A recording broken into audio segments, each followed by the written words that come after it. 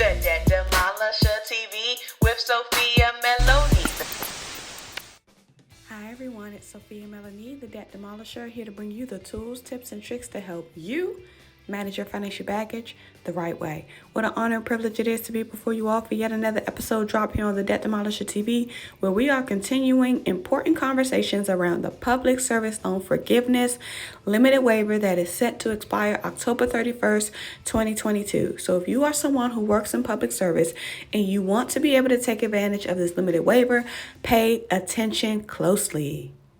Hello, everyone. I am Sophia Melonē, the Debt Demolisher, here to bring you the tools, tips, and tricks to help you manage your financial baggage the right way. What an honor and privilege it is to be before you all for yet another live stream night as we continue our conversations, and not only our conversations, but as we continue our work in order for us to get closer to public service loan forgiveness. So if you are someone who is a public service worker and you know that based on the employer who you work for, that you will be eligible for the public service loan forgiveness program, which is a William D. Ford direct loan only benefit for those who are federal student loan borrowers and have direct loans, and you work for an eligible employer, then you know that you have until October 31st, 2022 to take advantage of getting your forms in order to leverage the limited time waiver, to get those additional counts, and to get a lot of the heavier restrictions that are initially on the PSLF program, that you will be able to hopefully get to forgiveness one step sooner.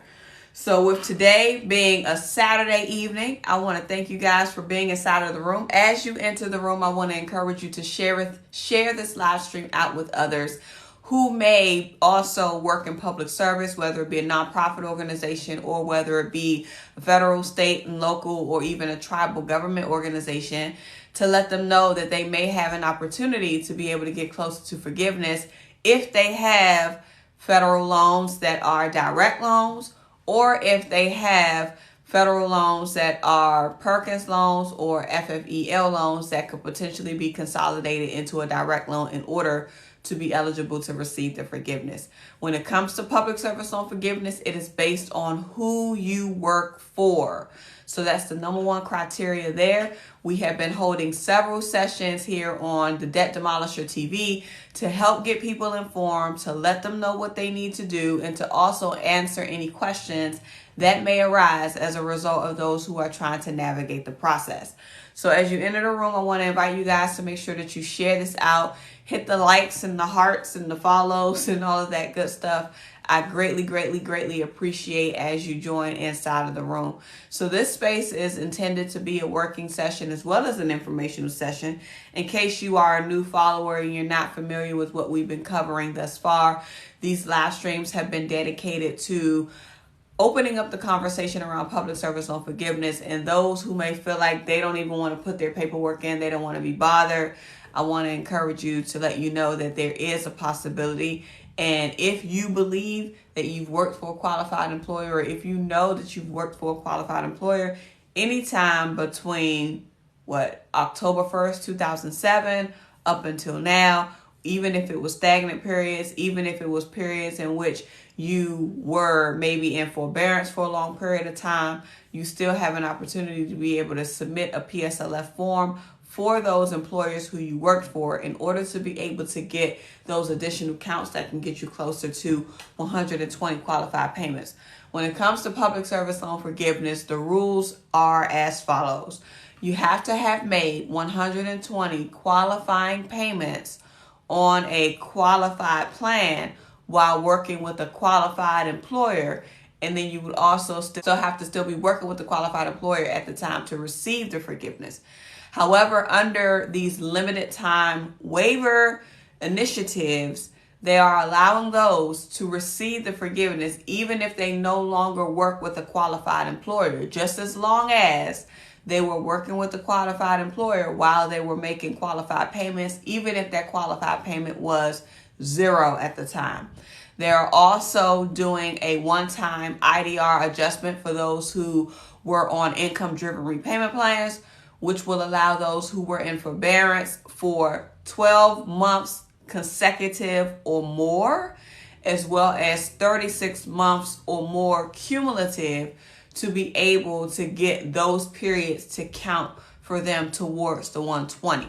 But if you do not submit your public service loan forgiveness forms under this period, then you will forfeit your ability to be able to get these additional counts, because October 31st, 2022 is the deadline to either have your forms submitted, meaning mailed and sent to the new PSLF loan servicer, which is Mohila, or for you to have had your forms generated inside of the PSLF help tool, but it may not have necessarily printed out for you because they still have to do an employer eligibility check for one of the employers that you've put in.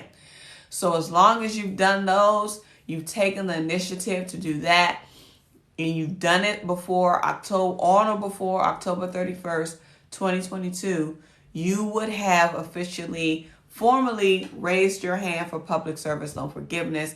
So that way, once they begin to process all of those applications, that they can get those counts added up for you all. And then the minute that you get to 120 qualified payments, then that means that you, my friend, will be able to receive forgiveness for your direct student loans once that particular loan disbursement has reached 120 payments. Thank you, Q Scott, for being here today. We have our moderator in the room. Q Scott is welcoming folks inside of the space. So, hey, Q Scott, hey, Q Scott, let's go. Come on. Shout out to Q Scott in the room. So glad that you're here. Thank you so much for joining, liking, and sharing this out. Yes, indeed, we appreciate it. So there's a question that's inside of the room that says, do you have to work full time to get forgiveness? So I want to make sure that when we're talking about forgiveness, I am only talking about public service loan forgiveness. And public service loan forgiveness is what I was just explaining in terms of the benefit for those who have direct loans, and it's for those who work in public service. And in order for you to essentially have those periods to count while you are working with a qualified employer, is that you would have at least had to work with that employer for 30 hours a week, or in combination, even if it's multiple qualified employees within 30 hours a week. So the Department of Education considers full-time for public service loan forgiveness purposes 30 hours a week. So if you work 30 hours a week with that employer, then you will be considered full-time for PSLF purposes. One of the things that they have on the form, and I'm just going to read off the form since I already have it up in front of me. Section 3 is where you would input your employer information for your public service loan forgiveness forms. This section can be either completed by you as the borrower, or it can be completed by the employer, either or. And what this section is asking you for, because this is the employer certification piece, is asking you for the employer's name. It is also asking you for the employer's address. It is also asking you for the employer's federal employer identification number. So that's essentially the EIN. It is also asking you to provide the employer's website if they have one.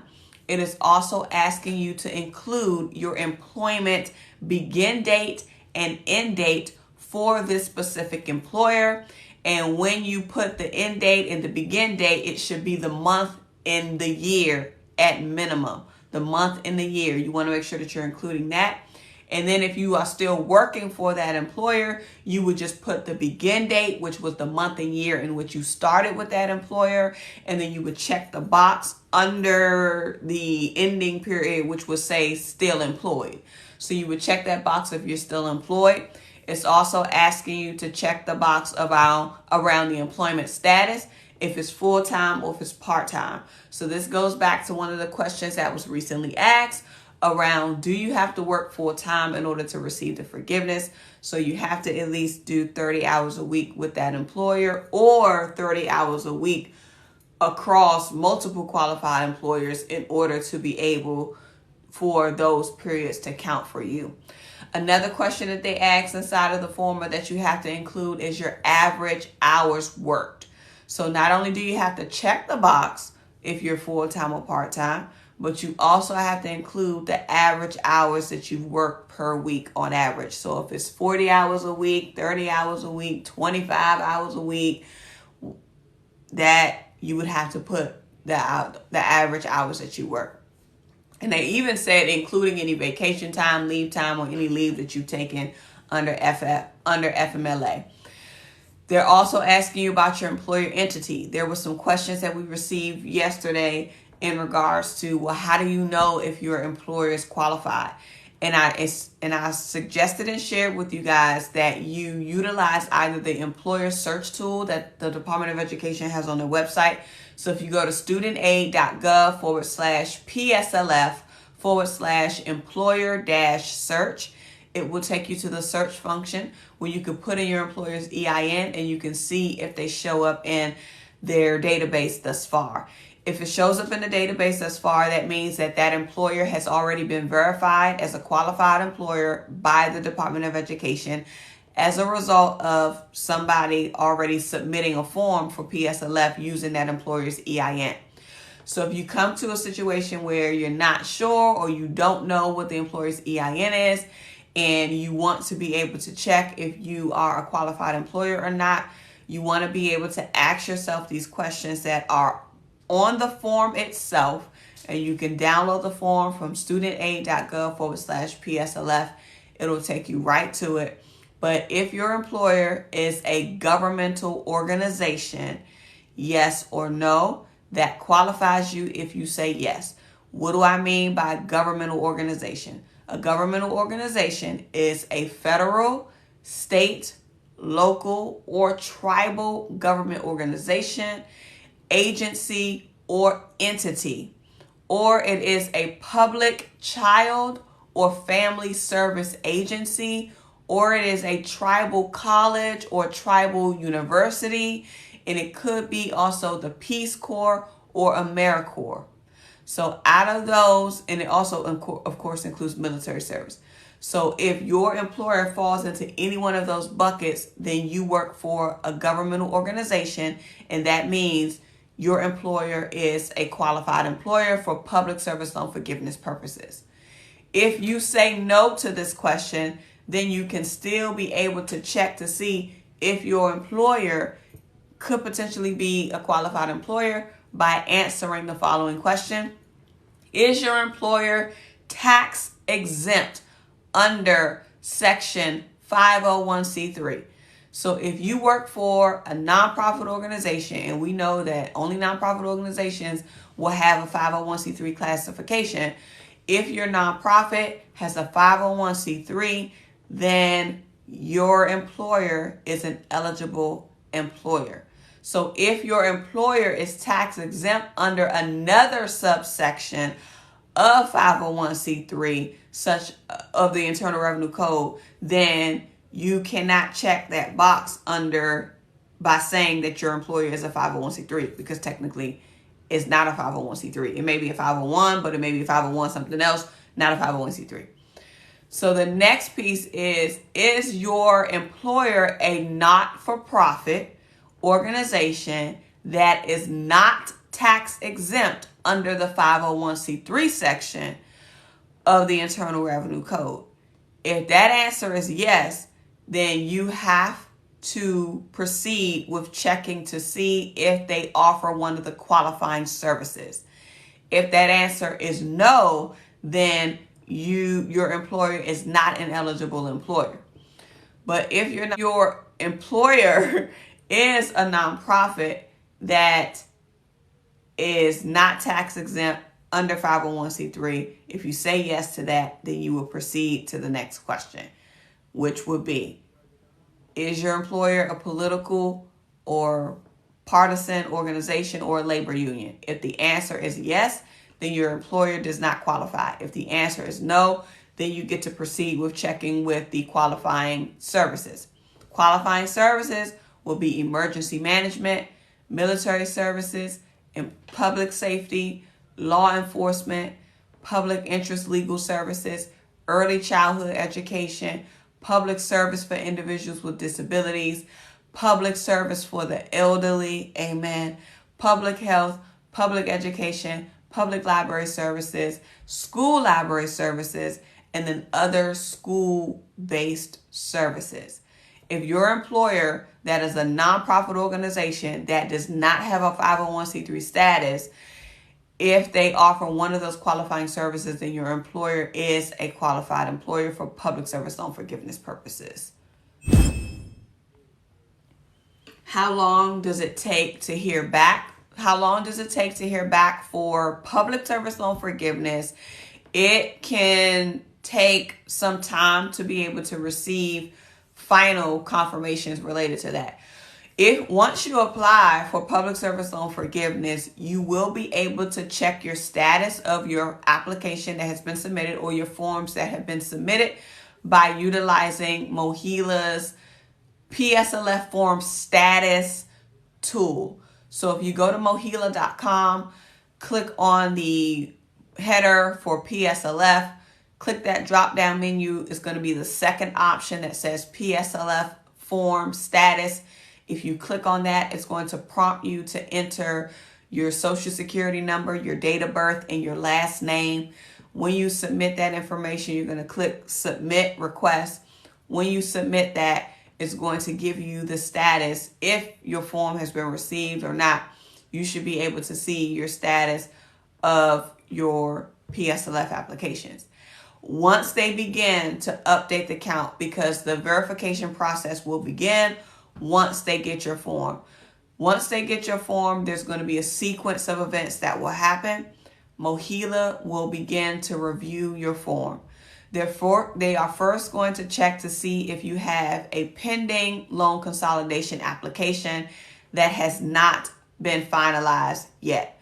So this means that you met one of, or you had one of the loans that could qualify to be consolidated into a direct loan in order for it to be considered for public service loan forgiveness purposes. And with that, when you consolidate, it can take 45 days or more for your consolidation to happen. And because you don't have to wait until your consolidation has been finalized before you submit your forms for PSLF, MOHELA is going to hold on to your form until your consolidation processes. So the first thing that they're going to do when they receive your form is see if you have a pending loan consolidation application that needs to be processed. If that is the case, your form is going to be held until that loan consolidation occurs. Once that loan consolidation occurs, they will begin to go through the verification process, which would be checking for your employer. So what I was just reading off, and I was explaining how the Section 3 of the PSLF form, which is a public service loan forgiveness forms, how it prompts you to fill out your employer's information, and how your employer also has to sign at under Section 3, which is Section 4, basically confirming and validating your employment with that employer. The Department of Education will then go through the process, or your loan servicer, will go through the process of verifying your employment, whatever their step is for that. If you've noticed inside of the PSLF form, you do have to provide or your employer will complete this section. Your employer will complete Section 4, but they will have to fill out the official's name, which is the person who is signing off on the form. They're also going to have to include their phone number. They're going to have to include their email address, and they're actually going to have to include not only their title, but also they have to sign and date Section 4, because they are verifying your employer during the periods of employment that you've referenced inside of that application. So whatever steps that they take to verify your employer is what they will do. Luckily, if it is a EIN that's already in the system, they've probably already verified that particular employer as a qualified employer, but it's probably another step to make sure that you did actually work with that entity or work with that organization during the time that you reference inside of your application. The next thing that they're going to check once they get the confirmation on your employer is they're going to look at your loan types. So this is where they're going to make sure that the loans that you have are direct loans at this point. So once we get to this review process of your loan types, your loan consolidation should already be done, which would mean you would have direct consolidation loans or just all direct loans at this point. Once they begin to review your loan types, they're going to start determining your counts. They're going to determine your counts based on the direct loans that you've already had. And they're also going to take into consideration the loans that you have consolidated into a direct consolidation loan, where those prior payment periods for the FFEL or the Perkins loans that you had consolidated into a direct loan, they're going to count those prior periods or those prior payments because they can roll over under this limited waiver. Then they're going to also do a true-up adjustment for anyone who was on an IDR plan, which is an income-driven repayment plan. So this includes those who were in forbearance or deferment for 12 consecutive months or more, or 36 months or more cumulative, is how they will begin to do the IDR adjustments. So what they've indicated is that you're going to be receiving multiple letters each time your count is updated. So 1 minute you may go in and you may see a count of one thing. 1 minute you may go in and you may see a count of another thing. So each time your status or your counts or the counts are being adjusted, you will receive an auto-generated notice of what your count is. So give it some time because it's going to take them time to do the IDR adjustments. It's going to take them time to process all of the applications that have come in. I can't even imagine how many applications have been submitted just for PSLF alone. So just be patient. But I will say this, if you submitted a form and it's been months ago and you're not seeing any changes inside of your status, then I would definitely follow up with MOHELA to ensure that they do indeed have your form and that nothing is missing.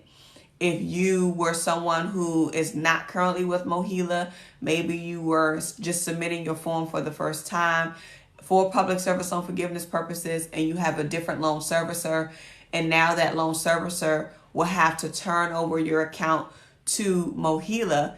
If that has not happened yet, and let's say you submitted a PSLF form to MOHELA in July, in August, a few months ago, but you haven't seen any movement, your account hasn't been transferred yet, you haven't received any notice, any type of indication from MOHELA that your forms have been received, then I would definitely give them a call just to make sure that there wasn't something where your paperwork was lost or it wasn't received, because if need be, you want to make sure that you get that in prior to October 31, 2022, if you want to ensure that you are able to take advantage of the limited waiver.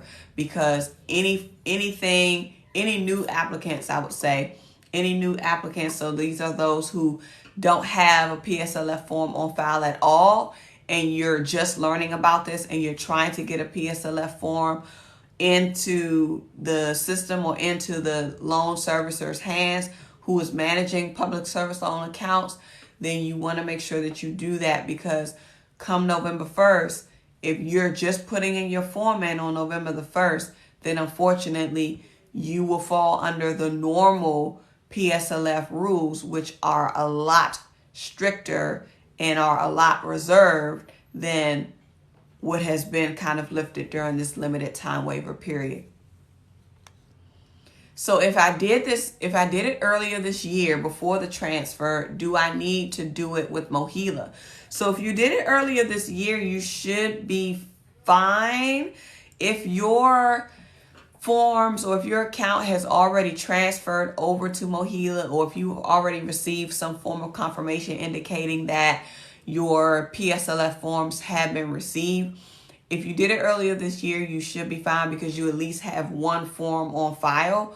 But if you want to be able to get caught up to make sure that, okay, I still work for this qualified employer, so since the beginning of the year up until now, if you want to wait until the ending of the year, you'll still be fine, because the Department of Education has indicated that as long as they have at least one form in for you, then you should be good. As long as you have one form in, you should be good. And if there's any other periods that you want to be able to cover, then you can get those in later.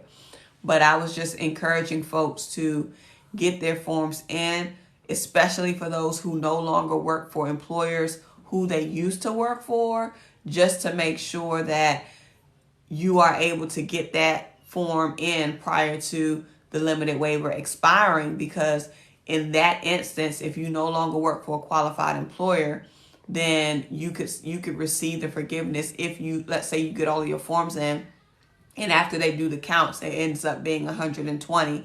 And even though you no longer work with that qualified employer, you can still receive the forgiveness because you got your forms in within that limited waiver period. Within that limited waiver period. The Debt Demolisher TV with Sophia Melone. The Debt Demolisher TV with Sophia Melone. The Debt Demolisher TV with Sophia